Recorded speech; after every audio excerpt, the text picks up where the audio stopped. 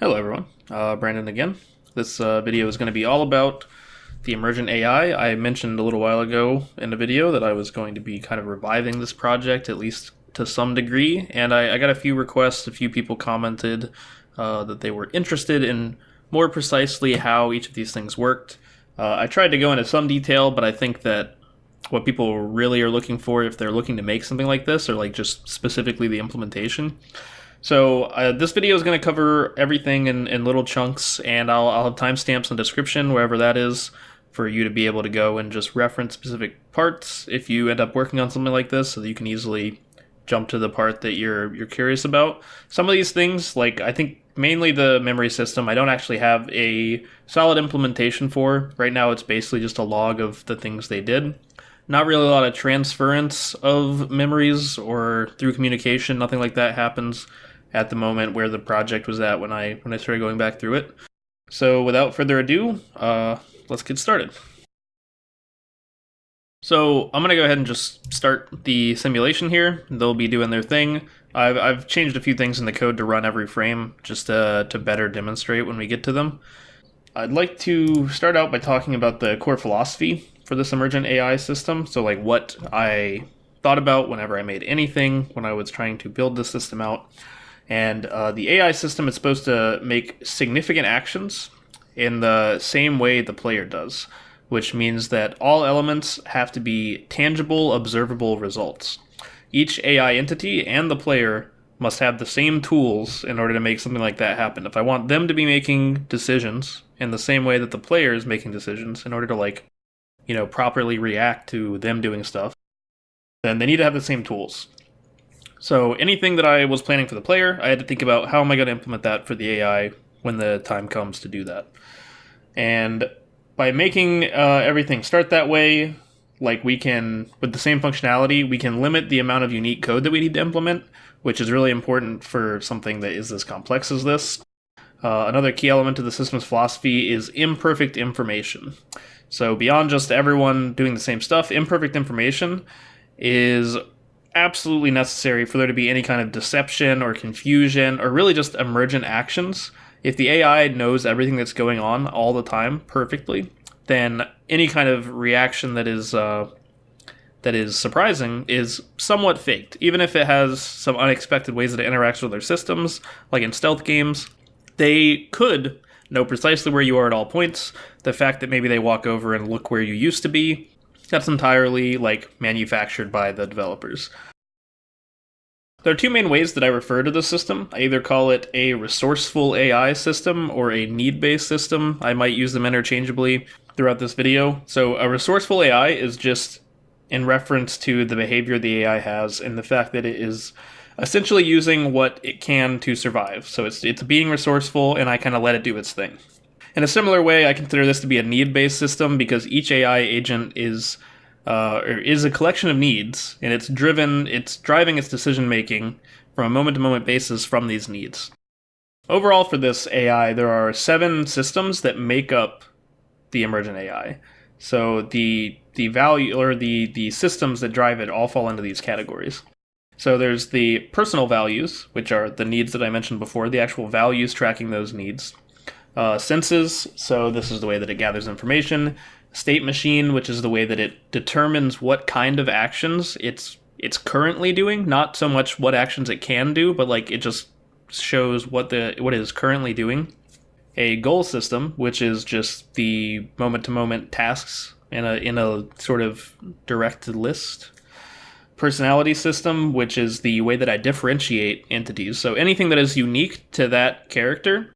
And I would kind of include memories into this. This is part of the personality. Anything that differentiates that particular NPC or AI agent, that's part of the personality. So the thing that makes this character attack you when you throw something at them, and this character run away when you throw something at them, that is the personality. The main differentiator is the personality.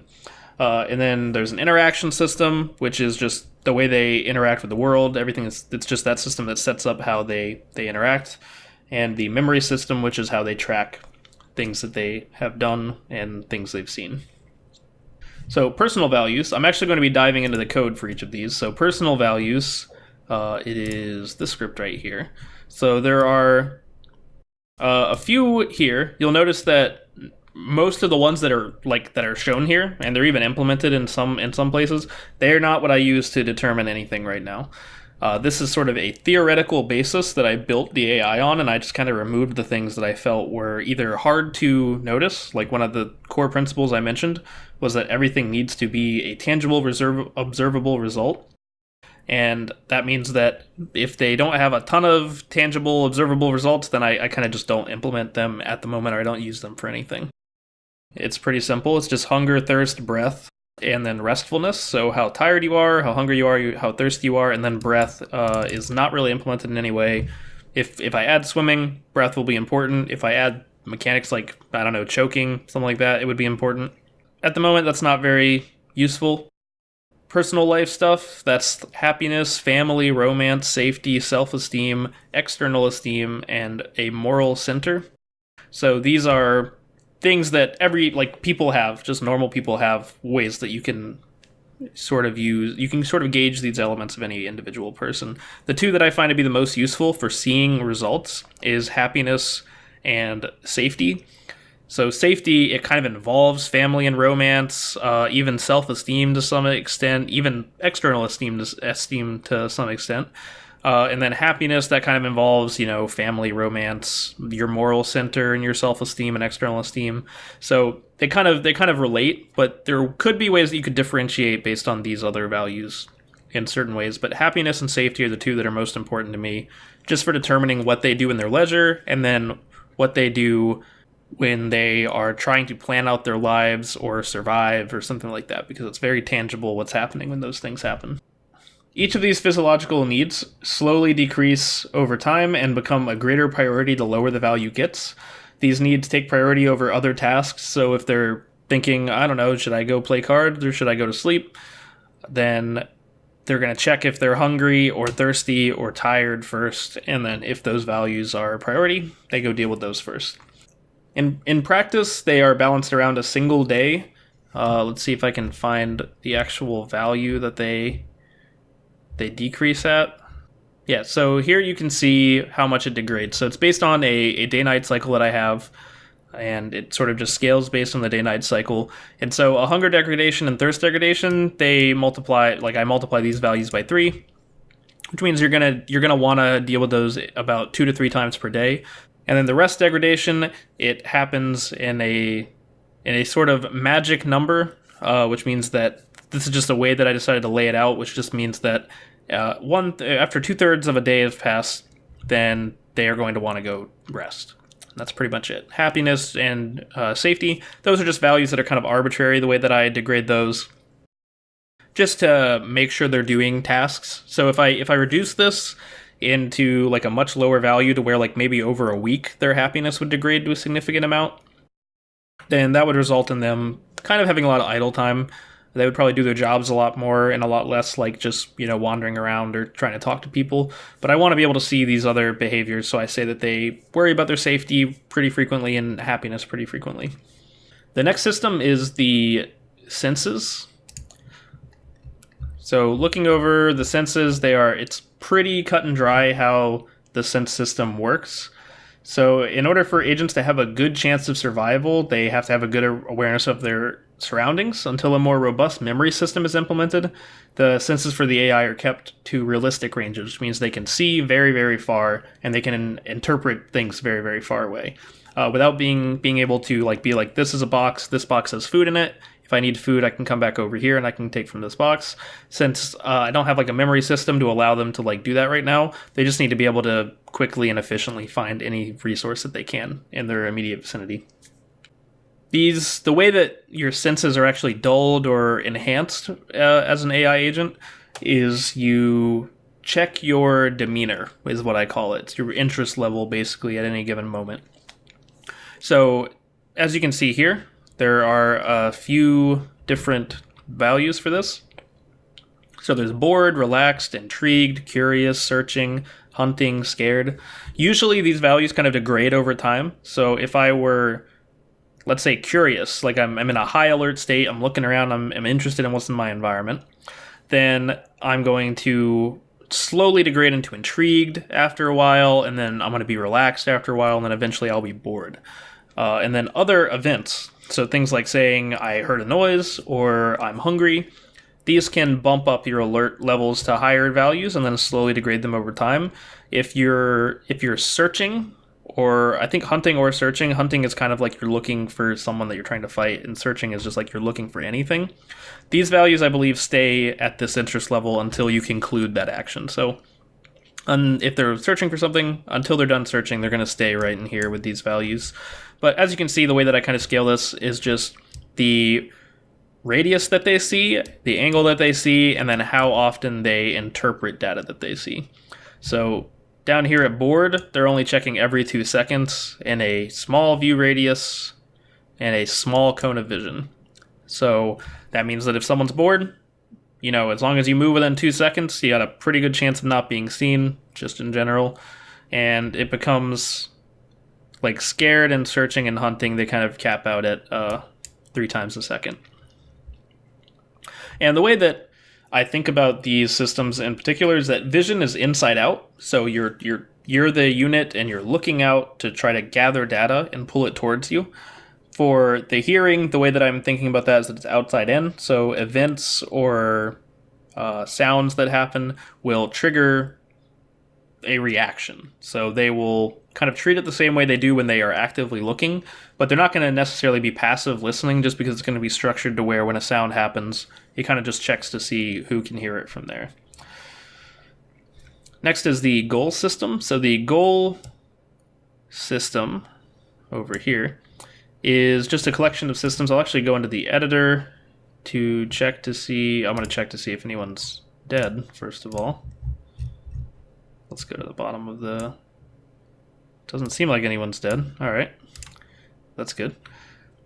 So if I actually look at someone's goal achiever, so the way this works is you just have these lists of goals. So basically these are behavior trees, and this goal, think right here, which I can expand over here, has a few actions that are kind of just the way that they choose what goal they're doing. So first they consider their needs, then they consider their obligations, and then they consider their interests. So if they're hungry, they do that. If they have a job to do, then they go do that. And then if they don't have any of those other 2 things to do, then they're going to be like, what am I interested in? What do I want to do? And they'll pick something from that. And the way that they pick these things, needs, that's kind of just something like a baser instinct that they all kind of share. Obligations and interests would be dynamic based on their circumstance. So if they have a family, different obligations. If they are super into poker, then they would have a different interest and they would go achieve their desire to do something they're interested in differently. As you can see right now, there's only a few goals, but this handles everything they need to interact with the environment, to manage their lives, to eat, sleep, feed themselves, relax, talk to people. This is basically all you really need. And then the differentiation happens in a lot of like the way that all the other systems interact. So as you can see on the right side here, when I'm looking at them considering their needs right now, this person's thinking. So they are just going through, and the way this works is that there is a criteria. This is done through the state machine in a thinking state. So it sets their, whenever they think, they're set to intrigued, which is just below like basically an alert level. And they go through each thing that they're in based on the action type, and then each type of action is completed in a different way, and so it's completely unified and kind of made generic by this. So for instance, let's look at the interact action. If an interact action is going up, then they know that what their arguments need to be, and that way I can kind of differentiate these. Right now they are kind of unified to have the same arguments, but if certain kinds of actions need different arguments in the future for more robust actions, then that's something that you can implement. And then it will just go to the current goal, the actions, and it'll just call it complete when it has determined that it's done. So if you're supposed to call a function, which is determined here, the function got called, so go in here and call it done. And then if it's something that needs to have a variable checked, then it will say, is this variable that determines that it's done, is that checked? If so, then now we know that this is done, and we can mark it as such. And that pretty much unifies every kind of action you can have. So it's either you call a function or you check a variable. So if it's something that takes a while to determine if it's done, then that would be something that you check a variable. If it's something that just happens the one time with that one action, then that's just a quick function call. This is the basis for my sort of primary logic for the behavior trees that make up this AI. So if I look into check physiological needs right here, you can see kind of the basic logic that I have for this. So it just goes through each of their physiological needs. It sees if any of them are less than 50. Then that means that they have a dire need, and then they will find a way to solve this. So if it's food, then they will go through one of these options here to check for food. They look through all the places they might know to get food, or might know that they have stored food, or if they have food in their inventory. And then it sets up a new goal based on that. So this essentially is just a coded version of what you would see in a sort of graph version of behavior trees. It's just a coded version of those. Let's just pick a goal, and then I will go through each one of the actions that are in that goal. So for instance, searching storage, it walks to storage, so it targets storage. It walks to target, and then it walks to whatever is targeted in that NPC's like base class, just a generic like transform position target. And then they take by a certain type. So when this goal is picked, this is sort of a generic goal. So when it's picked, it would say, the reason why I'm telling you to search storage is because I'm looking for food.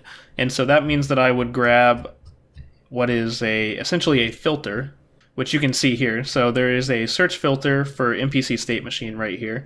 So I can be searching for an item, or a player, or a character, or a move point, and I can be searching for something that's a food, or any kind of the different kinds of items that are in the game right now. And then I can be searching for an environment interaction point. So if I'm tired, I'd be looking for a bed, basically. And then you can also do it by a specific name. So if later on I add like preferences for food, if they like certain kinds of food, then they would have a specific name to target when they're looking for food to eat. And so that's more or less how this works. This just goes through a kind of a reflection system for each of these goals over here. The next part is the state machine. So the state machine, which I talked about a little bit, it's just a few different states. Let's look at the actual state. So you can think, search, walk, attack, be unconscious, or dead, or speaking. So this is more descriptive of what they're doing, and they are used specifically to resolve each of the goals. Or sorry, each task in a goal, it's used to resolve that.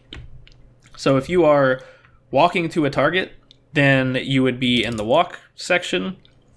And while you're in this state, it's checking for specific things to validate that you've finalized your walk, basically. So when you're walking to a target, the walk state is what will resolve that and make sure that it properly registers that you are finished walking. And that more or less is the whole thing with the state machine. It's basically just a way to check these specific tasks. And also it's good for debug and things like that.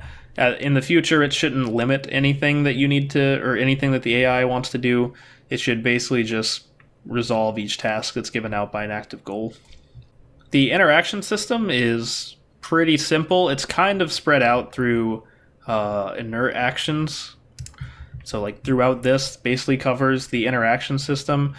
More or less it's just the flow is just that it takes an target item and it will make it its priority. So like potential target, this is like for combat, and then target location, this is where they're trying to go. And then it'll just kind of push things into that. It'll evaluate it. So using things like the search filter, you can evaluate certain items, and then it'll interact how it wants. So if it's looking for an environment action, so interactive environment, and then it'll, it wouldn't be an item type, but yeah, so it'll be like, what kind of environment type are you looking for? Container, door, or bed? And then it'll just kind of evaluate what it does when it finds that, or if it already knows where one is. It sort of just evaluates and interacts with it appropriately. Each of the environment interaction points, so I can look at one as an example. Actually, an example is this this crate right here. So it's both an inventory and it's an interactive environment. And so it has a primary action that the AI will interact with it with. It also has like characteristics that it can evaluate what it wants to do with it. So if it's looking for a container, it would find this. If it's looking for food, it would find this and then search it for food, and it would say this is a potential way to get food. So each one of these things is just a container. Its action is to toggle inventory, and each one of these, just like with the tasks for the goal manager, each one of these just needs to be specifically coded for what you want. So if the primary action I wanted to do is make this something where AI primarily take items from it, then we can do that to where, like, if I want it to be whenever an AI walks up to this, it can just take stuff from it, but it can't put stuff into it. For whatever reason, you can do that. If I want to be able to open a gate, then I can have this random box control the opening of a gate if I wanted, just whatever gate I wanted reference to do that. There's just talking, moving, carrying items, storing items, using items, fighting, and sneaking. These are all going to be actions that the NPCs can take, and all going to be actions that the player can take as well. The next system I'm going to be covering is one that is very integral to making this a very dynamic and like interesting system for the player to interact with, is the personality system. So the personality system is just the way that I differentiate different AI. They're kind of done by personality attributes. So let's click on one of these guys and look at their personality attributes.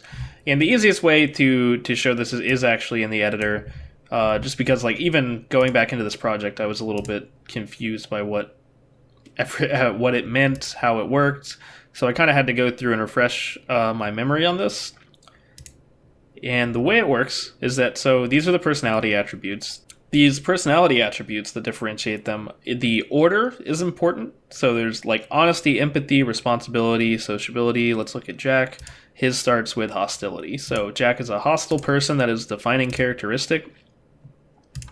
And then George would be a curious person, is his defining characteristic. So let's look at Abe's, and I'm going to make some adjustments. This is one of the things that now gets affected in real time.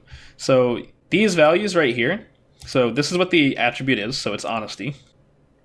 This is the actual, like the value, the quote value of what this is, just to make it like easily readable. It just goes between negative 0.5 and positive 0.5. Then there is the center point. So the center point is what is considered the neutral position for this particular character.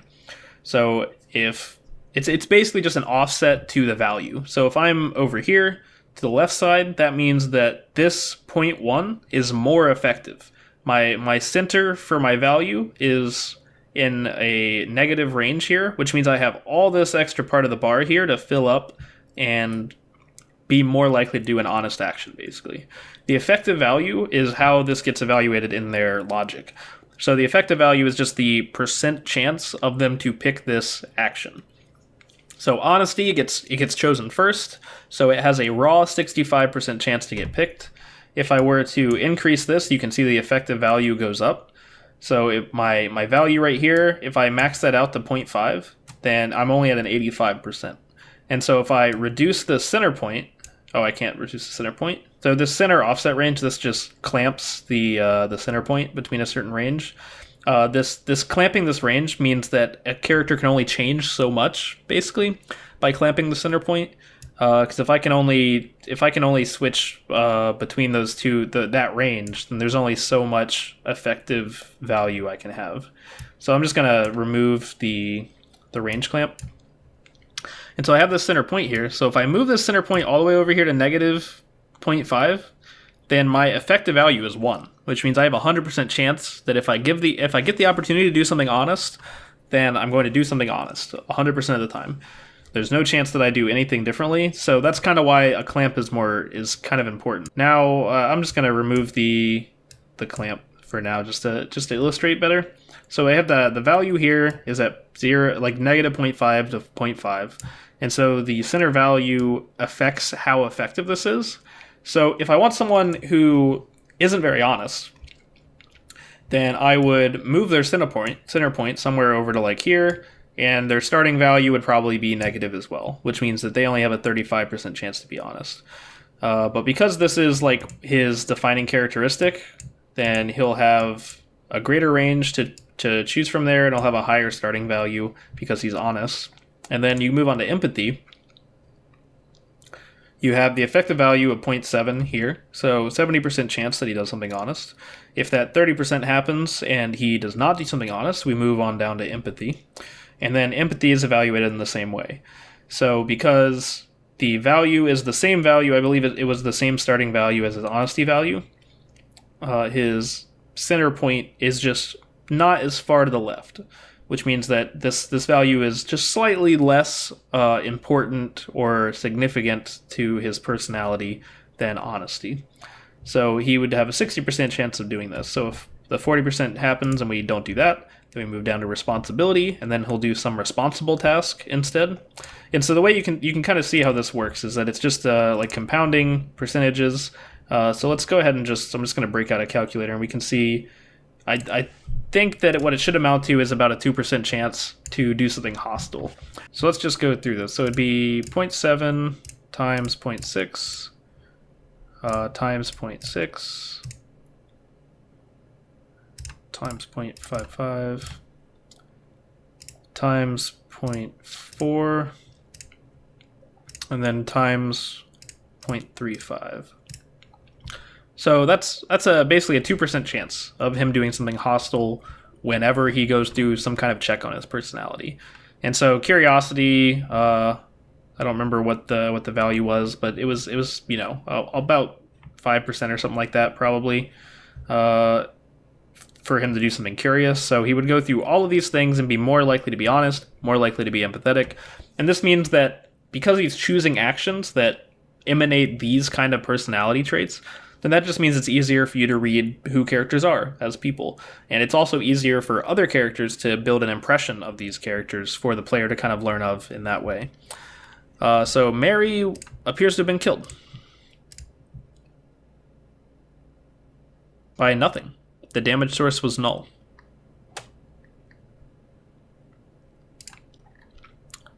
I'm not sure how she did that. Oh, I see. She died of starvation or thirst. Yeah, she died of hunger while holding food. Maybe she got it out but didn't have time to eat it. That's very weird. So right now this is actually a fully closed ecosystem. Yeah, these are all empty boxes. So when Jack does his job to put all of the empty boxes on here, there can be 7 empty boxes, but whenever he puts 6 boxes on here, then the cart itself will sort of update the boxes and refill them, basically. It's sort of a simplified version of traders coming in and replacing their stock of food, essentially.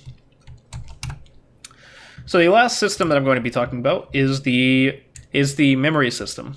So the memory system is the one that I don't actually have that much fleshed out. It's essentially just a collection of lists. Whenever they do an action, it adds that thing into the list. I can show you what a memory, like a single memory, sort of looks like for a character. So let's look down here in some of her memories. So it says that there's no subject ID, memory subject ID. So it says, I walked to Hunger 2. And it was a location. And because it was this person in particular, it doesn't need a memory ID. I just saw Jack throw a box about 500 feet in the air. Interesting. So she logs these things this way, and then when she talked to someone else, she would pick the most interesting ones of these. So each of these actions are kind of implicitly layered as some kind of priority system. So like an attack or I cowered from, these ones would just inherently, these actions are just considered more interesting. And so they would have the chance to kind of get defragmented. So you would have a personal memory of all the things that you did. You would have a shared memory of all the things that other agents have told you. And then the AI would kind of defragment these to figure out what memories they're going to keep, what they're going to be like focusing on in each of the other categories. There are a few different primary kinds of memories. There are recent memories, which is a list of the last week's actions with no duplicates. So if you ate 5 times, and it's just going to say, I ate once on each of these days. So that way you can kind of when you're thinking back, your memory is kind of going to be a little bit more hazy and a little bit less specific. And so they'll probably remember one of the times they ate and where they ate for each day of the previous week, or like one time they walked to the store, for instance. And then you can also have a permanent memory, which are memories that shape the basis for an AI's life. This is things like when they get married or when they buy a home. These would be permanent memories. So rather than it being explicitly stored like I'm doing it now, then like who their wife is would be stored as a permanent memory. And then where their home is would be stored as a permanent memory. And the reasoning for that, storing it that way, is because it allows for significant changes to happen throughout an NPC's life. So if they move, then they can have a new location by not having it kind of stored in sort of a direct way. You can get divorced, you can get remarried, and the player can also manipulate their memories. So they can cast a spell to remove all the memories of the last week, and then if they were the witness to something, then they can't share that with any other NPCs. Or if you want to use a more powerful memory manipulation spell, then you can remove all their permanent memories, and then they don't know who their wife is, they don't know where their house is, they don't know what their job is, and you can even maybe give them false memories and say, you are now this person, and you work here. So by adding this layer of like abstract systems, it allows for more ways for the player to interact with them in interesting, or at the very least meaningful ways, if they desire to. And the last kind of memory is important memories. So important memories are memories that are deemed to be important, obviously, and they will be saved until they are resolved. So if this person sees this person, like a certain subject memory, they see Joe kill Jack, for instance, then that is a important memory to them. It may end up being a permanent memory to them if it involved someone that's important to them. So if they see someone get killed and they have a significant relationship with that person, then it would be considered a permanent memory and an important memory.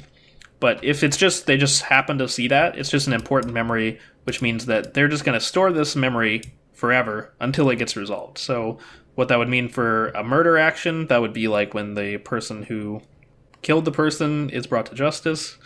If somebody hurt somebody, that might be considered an important action, or if somebody stole something. So if Jack stole her necklace, then that would be an important memory, which means that when she would tell other people around town, and then you would tell the player, or the player could find out from other people, and then the player can either intervene or another character can intervene. So if there's someone like Abe who is very honest and responsible and empathetic, then he may go deal with that situation for her and either get the necklace back or bring him to the law, that sort of thing. So that is a very long and very thorough discussion of how the AI work in a specific way. As far as like the actual source code for this, I don't plan on releasing that, in large part because this is sort of amateur. This is just something I do in my free time. I'm not really using any kind of, like, while I've done a lot of research on AI, I'm not really using any kind of template for this. I'm figuring out what works for this kind of system. So nobody really knows what makes good emergent AI. They just know that there are certain kind of things that make it more likely to happen. And so a lot of the specifics, like, for instance, the personal space, like how close they prefer to be to someone, or how far away they're willing to walk when they look for somewhere nearby to walk to. Those kind of things, those are things that can change on each system, doesn't really matter. But as far as like the core way my systems interact, hopefully, the hope is that it will create fun situations, fun characters, new and interesting ways to interact with NPCs and just the game in general, just characters, the world, everything, by having this new sort of system to interact with besides just a combat system and besides just an isolated conversation system, but actually having the game itself sort of generate these new elements and generate these new ways of play, and the player being able to generate these new ways of interacting with them through the use of magic and like runes and things like that. So if you are interested in hearing anything else about the system, by all means ask. I'll do my best to answer it. I don't mind like sending code snippets. I just think that it's not particularly useful to have kind of my convoluted personal implementation for a lot of things. But if it's something I overlooked in this video, I'd be happy to talk about it. And thanks for watching.